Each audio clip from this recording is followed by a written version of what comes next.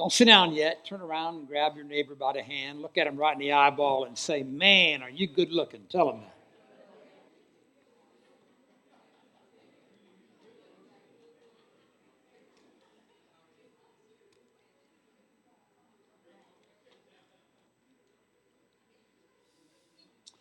You can be seated now. Amen. It's a joy to be with you this morning. I apologize that Julie isn't here. My my autistic grandson is with us this weekend, as he is many weekends, and he has a problem with noise, and so we just let them stay home. So I apologize for that. How many like roller coasters? Used to, yeah. A lot of people say that. I still like them, and I'll never forget. Back in 2016, I took my grandsons to Cedar Point. And my oldest grandson, he would have been about, 10 or 11 then. I took him on the one ride, I don't know the name of it, but it's the highest point in Cedar Point. On a clear day, you can see Canada, you can see Michigan, you can see California if it's pretty clear. And it's really long, And it's an orange color. So we go to get in line, and the line's an hour long. And so he says, "Papa, look at that high peak over there." I go, "That's this ride." I'll never forget the look on his face. In fact, I have a picture of it, and I wish I would have included it in the PowerPoint because it's a classic. He looked like he was about to faint. You know, roller coasters don't have engines on them. There isn't an engine that drives that thing. It's driven by gravity. Notice here in Ecclesiastes 10, verse 10, a dull axe requires great strength. Be wise and sharpen the blade. You know, if you have a dull axe, you can try to chop down a tree, and it's going to take you a while if you ever get the thing cut down. But if you have a sharp axe, it's funny, I'll be in my yard, and I'm trying to do something with my strength, and I realize I've got a tool for this. That's my favorite line when I'm working in the yard. I have a tool for this. And when I was young, it was too much effort to walk around all the property and to get into the garage and to get the tool. So I would just try to do it myself. But I've learned that the fastest way to get something done in the yard is to use a tool. I used to love to cut the grass. Just a push lawnmower. I loved it. A power lawnmower, but it's still push. Then when I turned 60, I didn't care for it all that much. It used to take me 2.5 hours to cut my grass because you got to get the lines right. And then a few years ago, my wife bought me for my birthday a zero-turn lawnmower. And it changed a 2.5-hour job into 20 minutes. I have a tool for this. A dull axe requires great strength. Be wise and sharpen the blade. Look at Proverbs 27, verse 17. Iron sharpens iron, so a friend sharpens his friend. Years ago, I was out driving my little sports car, and I had Spent the whole day waxing this thing and getting it just beautiful. Man, I had a shine on that thing that was so nice. I went out for a ride. I pull up to a light, and there was this lady next to me. She's blasting music, and right next to me was her little son. He was about 7 years old. I'm sitting in my convertible and looking at this kid, and he's like, nice car. And I'm like, yeah, man, thanks. Right as the light changes, he puts a loogie right on my car. And the car, she takes off. I'm in shock.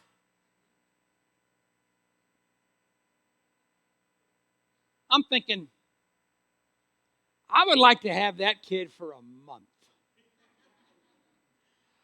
I'll knock the spit out of him, you know what I mean? I said spit.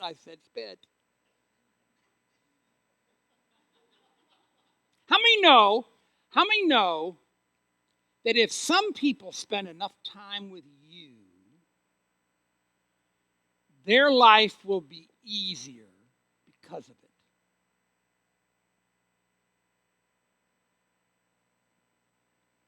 Iron sharpens iron.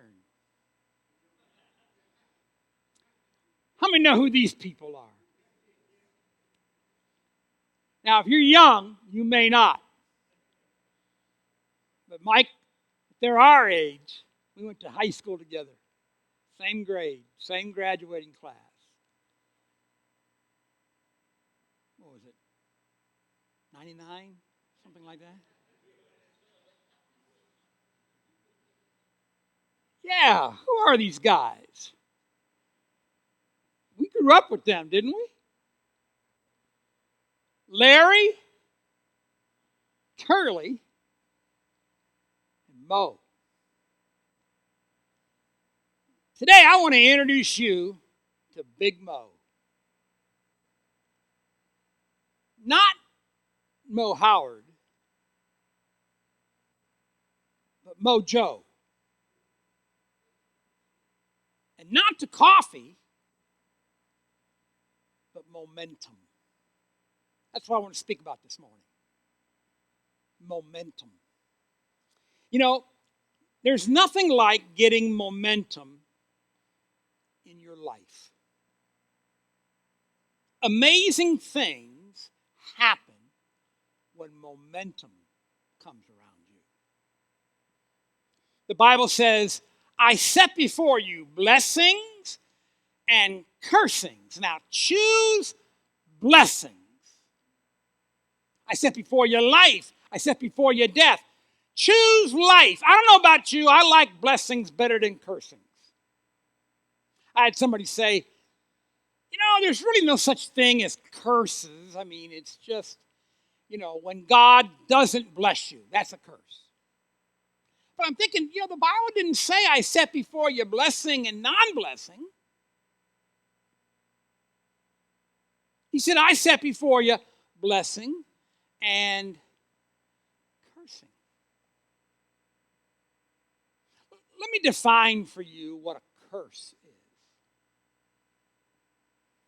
A curse is negative momentum from a demonic source. It's negative momentum from a demonic source. Let me define blessing to you. It's positive momentum from a divine source. You have negative momentum, you have positive momentum. Haggai 1:6 says this. It says, you have brought in much, but you have little. Because you put it in a bag with holes in it. You ever meet people like that? It doesn't matter how much money they make. They'll always have more month than they have money. And you could give them any amount of money and they're going to blow it on something because they're going to put it in a bag with holes in it. I pray this same prayer every morning. I say, Father, I thank you that you are my Father. And if you are my Father, you are responsible for me. And I'm your son. And if I take my place as your son, you will undoubtedly take your place as my Father. Now, I pray, God, today that I'll have favor with you and men. And may all those who have put their blessings in bags with holes, may they always be a few feet in front of me.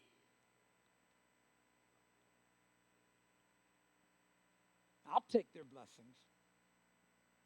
Negative momentum, positive momentum. What allowed Elijah to outrun the chariots of Ahab? Now, a horse, a well-bred horse, a race horse can do what? Some 50 miles per hour? No human can do that. Unless you've got momentum. Unless the hand of God is upon you. Moses parted the Red Sea. How did he do it? Momentum.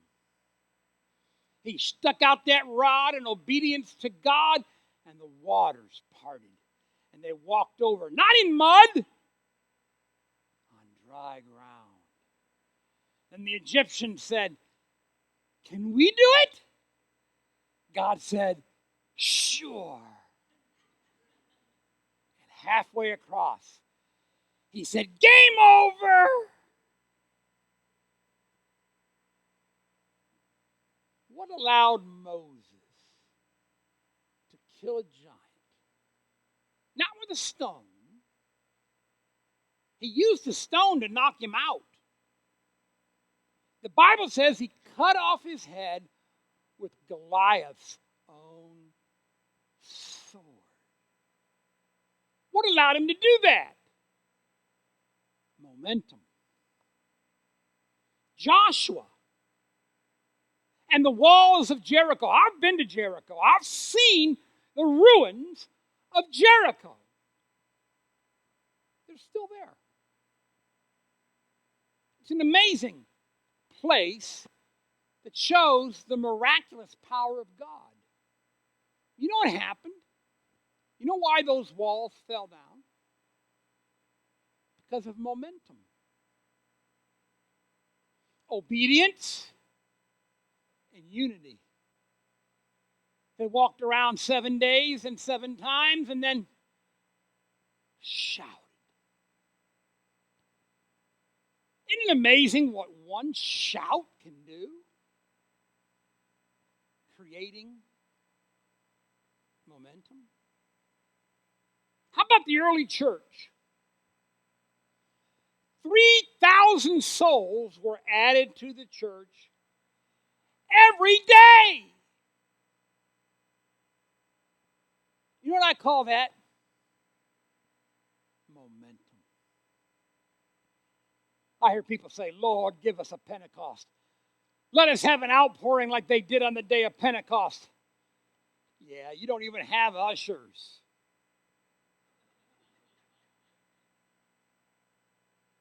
What would you do if 3,000 people showed up here this morning? You'd say, that's my seat. I have a personal seat license. Momentum. So, I want to talk about getting back your spiritual mojo. Getting back your spiritual mojo. And I want to talk about 5 keys that unlock momentum. 5 keys. The first one is if you're going to have momentum, you must choose a side. There has to be an element of loyalty. Whether it's in the church, whether it's at your job, whether it's in politics. It's like one politician said, some of my friends are for this issue, and some of my friends are for this issue, and I'm for my friends. Too many people want to play it safe. Keep their intentions a secret. Play to the crowd. The lure of a lesser loyalty. People pleasers. King Saul wouldn't pick a side. And he had lots of opportunities. And at the end of his life, he goes to the prophet Samuel, and Samuel doesn't tell him what he wants to hear. So he goes to the witch at Endor. And what does she do? She calls up a demon spirit that looked like Samuel. That basically told him the same thing. He wouldn't pick a side. And how did it end? A suicide. If you're going to be blessed, you have to have momentum. And if you're going to get momentum, you have to choose a side. It's like in the Civil War. There was a guy that lived right around the Mason-Dixon line. And he had friends and family on the southern side. He had friends and family on the northern side. And the North wore blue and the South wore gray. So he didn't want to make any enemies, so he wore a gray top and blue bottoms. And both sides shot at him.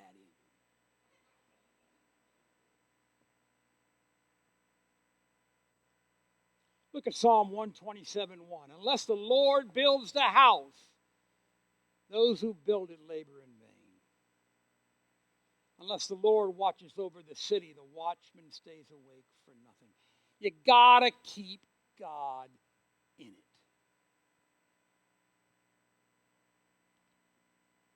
Proverbs 10:22, the blessing of the Lord makes rich, and he adds no sorrow with it. I remember a few years ago, a friend of mine bought a Bentley. A Bentley. $700,000 car. It wasn't new, and he didn't pay that amount. He paid close to six figures for it. Oh, he loved that car. He would tell everybody, God bless me with a Bentley. I knew him well, and I said privately, what's your monthly payment for that Bentley? He said about $5,000 a month. I said, God didn't bless you. The blessing of the Lord maketh rich, but he don't add no sorrow with it. A friend of mine I used to go down and preach for him, and he was a prosperity guy. He was really fun to be around. And on Monday, I would preach Monday through Friday and start on Sunday. And we would ride around during the day, just having fun, me and this guy, just fellowshipping. He said, tomorrow morning, I want you to put a suit on and a tie. We're going to have some fun. And we went around and we test drove Ferraris, all these big cars. I mean, it was unbelievable, the cars we test drove that day. And, of course, we'd have to sit down and get the sales spiel, What do I have to do to get you in a Maserati today? I'll never forget some of the outrageous, for just $39,000 down and $7,000 a month, you can drive this car today. No thanks. I just enjoyed driving it. I go to the boat show one time, and we were on the boat, big yacht. And I remember the price was $1,017,000. I told the salesman, "It's about $17,000 more than I can afford." He said, "I'll take that off immediately."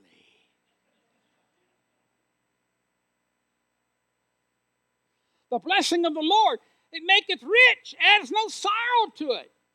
Joshua 24:15 asks, "For me and my house, we will serve the Lord." The second key to momentum is you have to make a commitment. You got to make a decision in life.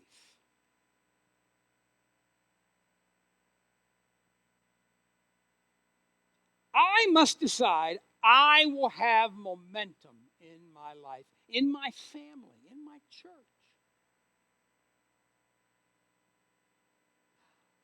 I'm going to be all in.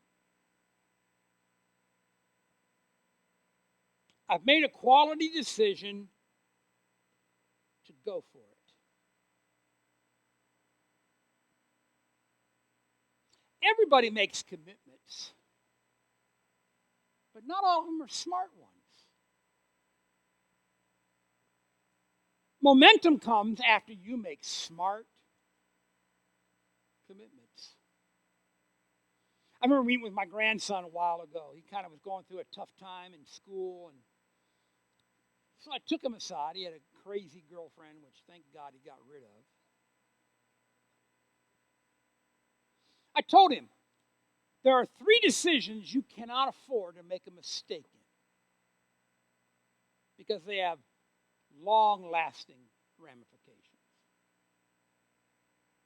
Number 1 is your philosophy of life. What do you believe about God? Number 2, what is your life's vocation? What do you want to do when you grow up? And 3, be careful who you marry. Those 3 decisions you can't afford to make a mistake on. Now, they're not eternal mistakes that ruin you forever, but they can have long-standing consequences. The uncommitted spend their time making stupid and unnecessary decisions. There was a CEO of a company, and he had made it very clear to his top sales force that changes were coming. And he was having a meeting today at 3 p.m., and you best not be late. He had a golf outing at 9 a.m., and they got to playing, and he lost track of the time. And it was 5-3, and he's on the 18th hole. He said, "Oh my God, I forgot about that sales meeting." He races to the company, sends a message, he's on his way, and they're all looking at him. He's 20 minutes late. The first thing he does in his frazzled state is he asks his director of sales, "What happened with the Jones account?" He said, "Well, you know that. We lost that account. We lost it to our competitor. We're never getting that one back." He said, "I don't want to hear answers like that. It's unacceptable. Listen, if you think you're the only director of sales in this world, you're wrong. I can replace you tomorrow. And if you don't get this Jones account, I will.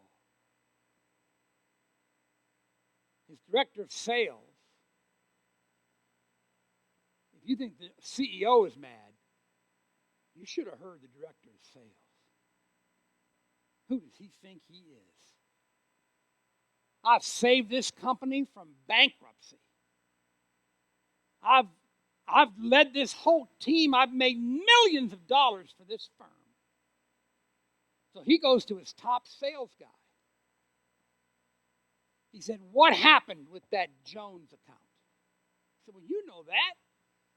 It's gone. We'll never get that back. I don't want to hear answers like that. Listen, you either get that account or I'll find somebody who can. If you think you're the only guy in this company that can do something, you're wrong. If you think the director of sales was mad, you should have heard his top sales guy. He goes to his secretary.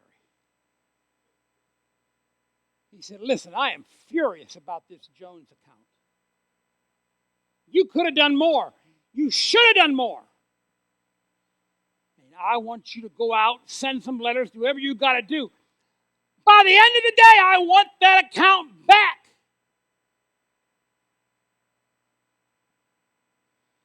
And if you think you're the only secretary on this earth, you got another thing coming. If you don't get this back by the end of the day, I'll find somebody who can. Now, if you think that director of sales was mad, or that head of sales, you should have seen the secretary. She goes to the switchboard operator.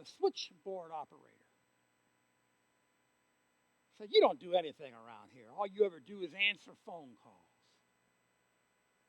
I want you to help me send letters out to the Jones account. I want you to help me draft them up. I want you to help me make phone calls, cold calls. She said, if you can't do it, I can find another switchboard operator in a minute. You're not replaceable. If you think the secretary was mad, you should have seen the switchboard operator.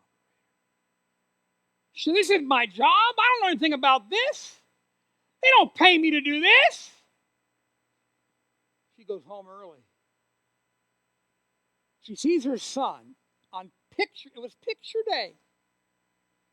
And his brand new pants were ripped. Before he could even explain what happened, she yelled at him and yelled at him. Said, get up to your room, no supper for you. If you think you're the only kid on this earth, you got another thing coming.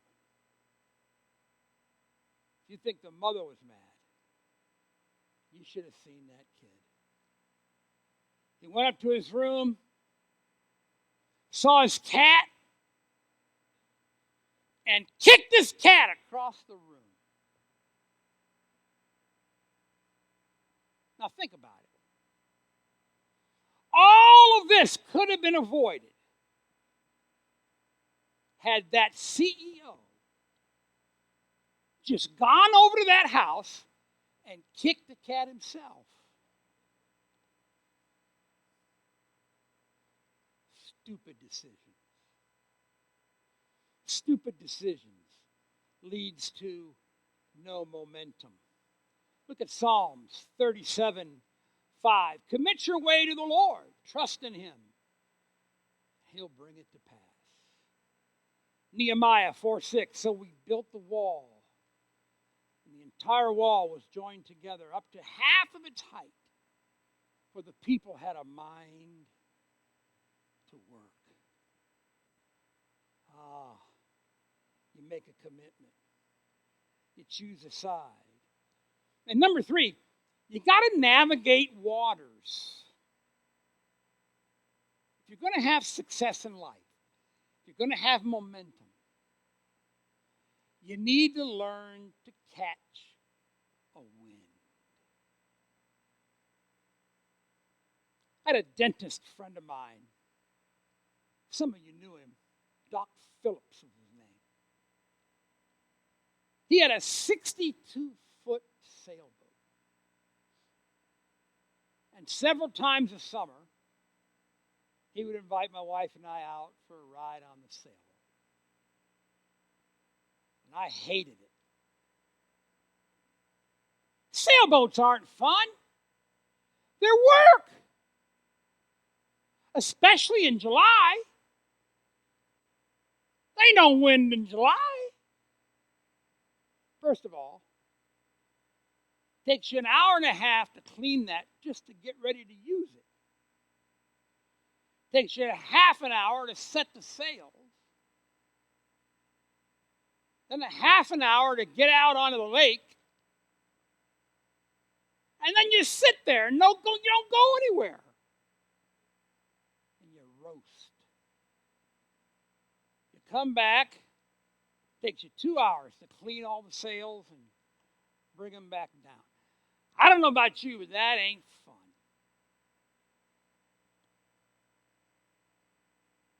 But he invited me one day in November to move the boat from Sandusky to Vermilion. Oh, was that a ride? We were traveling about 35 to 40 miles per hour. Woo! What a difference when you catch wind.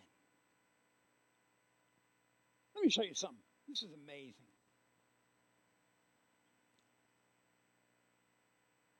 Hebrews 10:39 says this.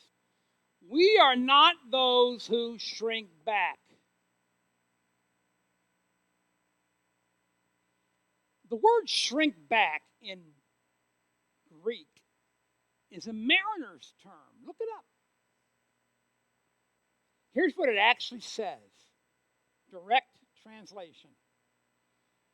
We are not those who let down our sails.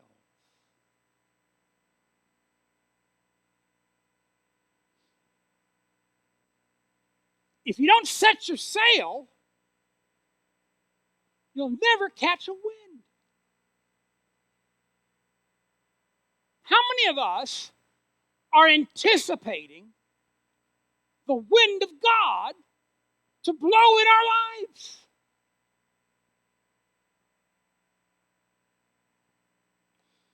Did you ever feel like life was simply an uphill climb? That you're always going uphill? Hey, I have felt that many times. I might say this. I felt that much of the time. And sometimes it's most of the time.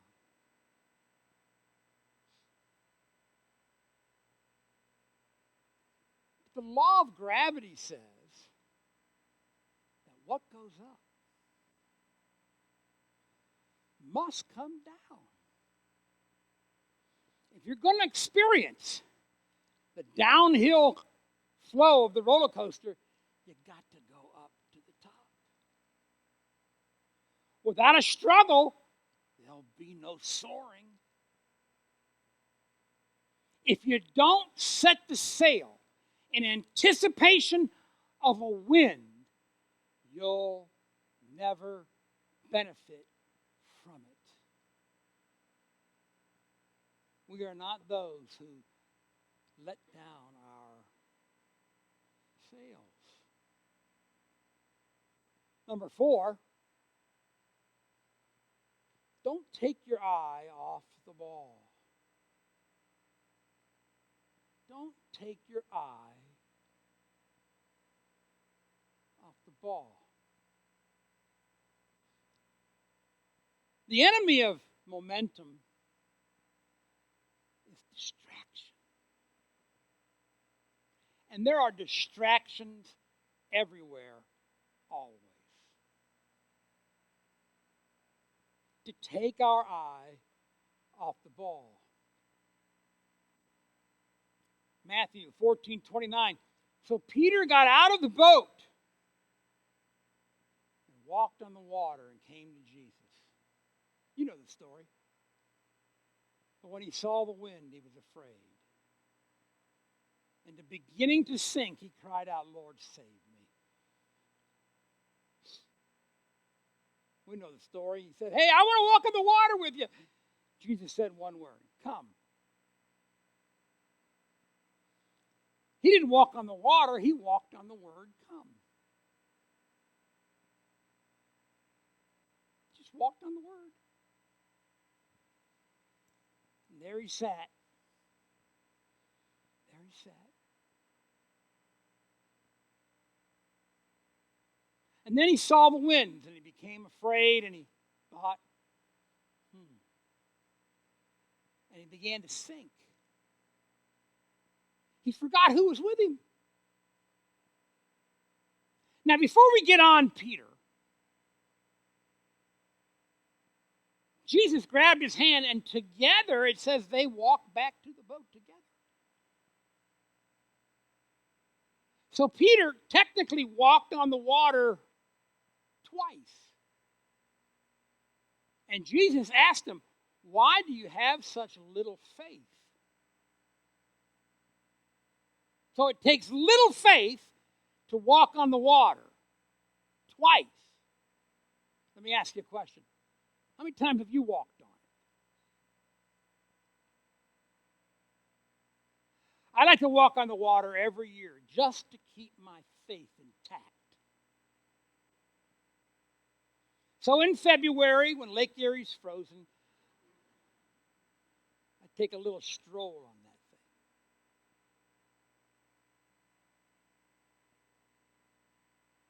Don't lose focus. Look at Ecclesiastes 11:4. I love this. He who observes the wind will not sow. And he who regards the clouds will not reap.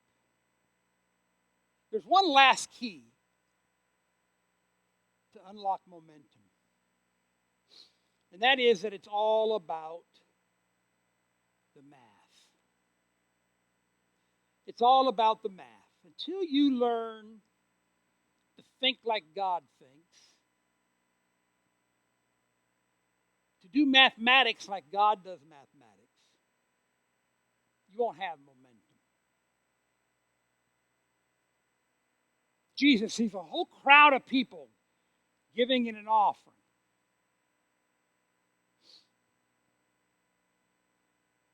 And the Bible says he saw the rich give in of their abundance.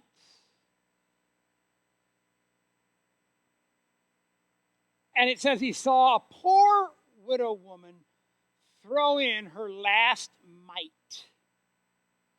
Now, mite was poor people's money. It was worthless. It could only be bought or spent at the poor people's market for poor people's food. You know, they say, don't eat red meat. Red meat's bad for you.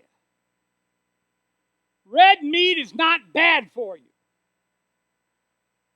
Green meat is bad for you.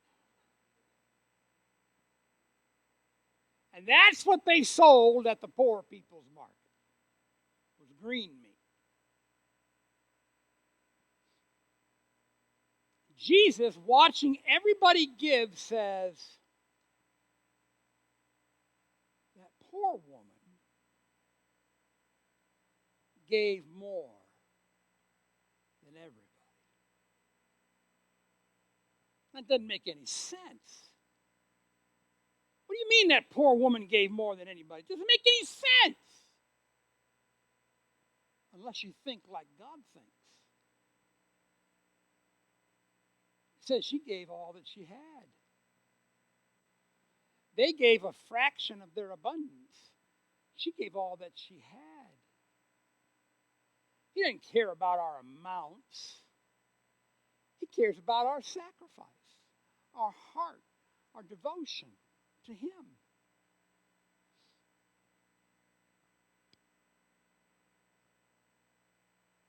It's like the evangelist says, I want you to give the biggest bill in your pocket. That's why I always take one to wherever I go.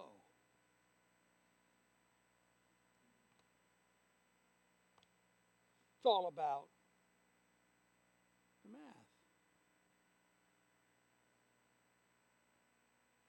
You know, in the book of Luke 15, talks about 3 lost things. There was a lost coin.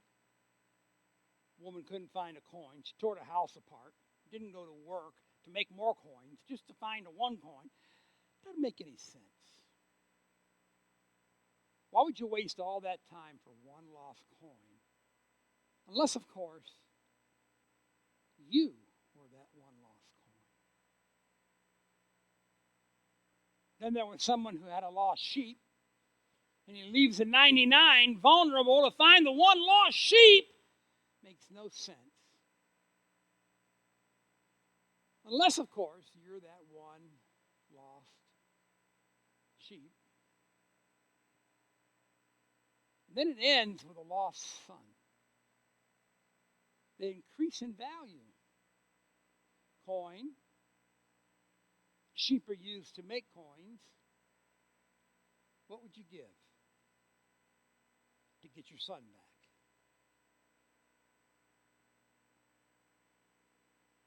Remember years ago I had a gold cross pen. It was given to me from a friend who worked for Cross Pen. He said, it's jewelry that writes. I love that thing.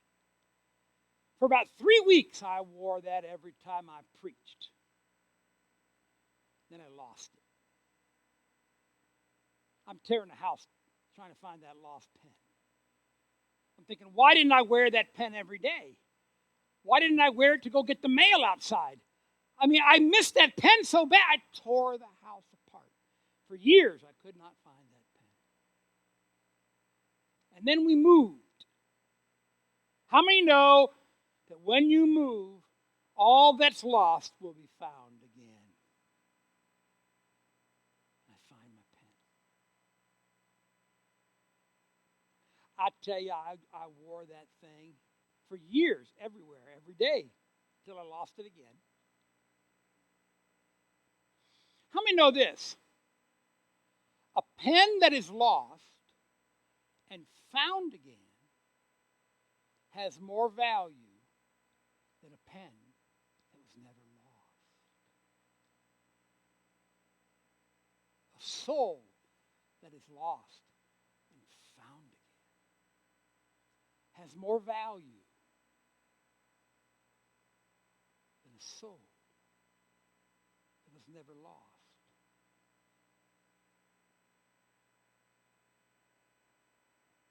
I'm not supposed to do this. I'm not allowed to leave the pulpit area. But I'm going to do it anyway. You two, come here. Yeah. Yeah. Come on, Mark. Come on. Why did he sit in the front row? All right. Let's make this Pastor my way. Put your chest out. Pastor my way. He's going to start a church. This, Pastor God's way. Both of them are going to start a church. He has no clue how to start a church. No clue. So he comes over here, gets on his knees, and just prays. But Pastor my way, he's a go-getter. He comes out and he wins a soul. Oh my God, look at here. He wins a soul. His church has doubled. Look at this. He had nobody, now he's got 2. Look at him go. Then he asks her to marry him. Now you're married. And just like that, within a short period of time,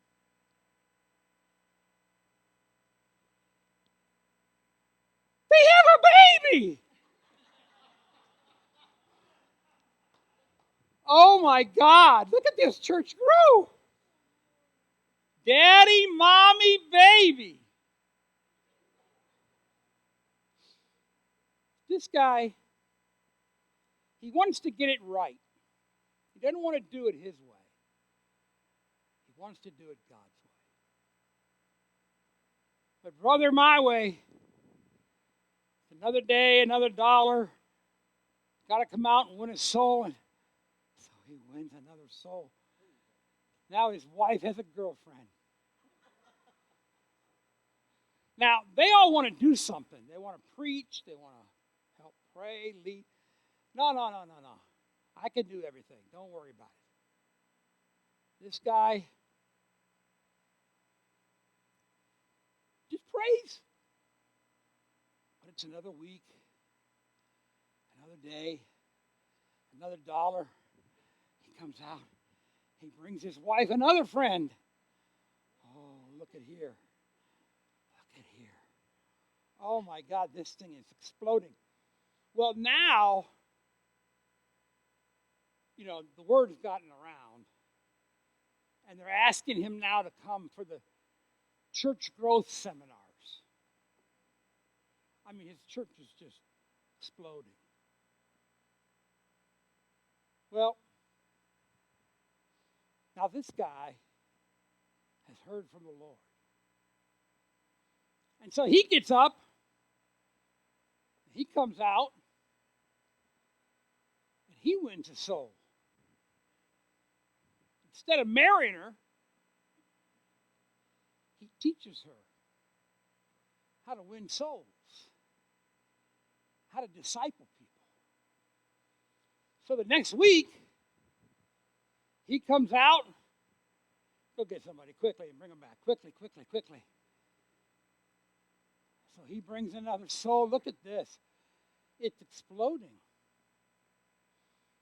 But now the two of them go out, both of you, and they both go and bring one. Quickly. Gotta do this quickly. The Browns kick off next week. Oh my goodness, look at this thing growing. Now, Brother My Way, he hates competition. Now, they're all mad because they want to do something. They're all fighting among themselves. No, just be quiet. And he goes out, gets somebody else. Go ahead quickly, one person.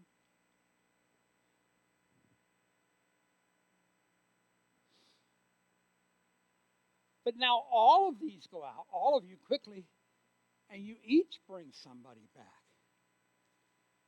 Oh my. Look at this. Woo! This thing is growing.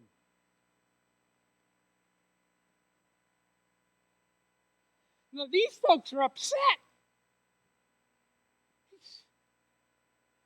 He says, forget this, man. I'm going to this church. The pastor's wife leaves. Where's the pastor's baby? Oh, that's the baby. Where's the wife? Who's the wife? Well, then you want to go over there too. You'd like to do something, wouldn't you? So now he's upset. He don't even have time to win souls. He's just yelling at these people, you better not leave.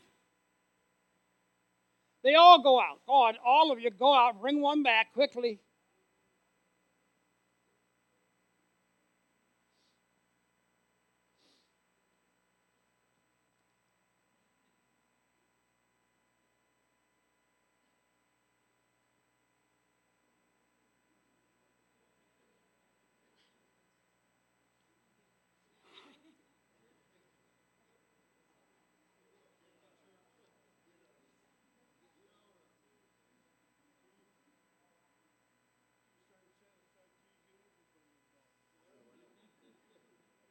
How many know God's way is better?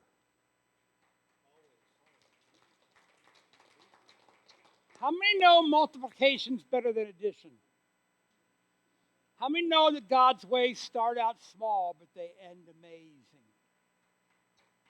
How many want momentum in your life?